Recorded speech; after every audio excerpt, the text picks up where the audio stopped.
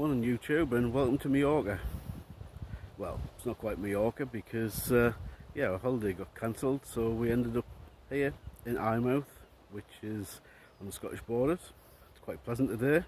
It's been a bit grim for the last few days, but you know, we've got to take it as it comes, and it's been quite good to get out and do some photography.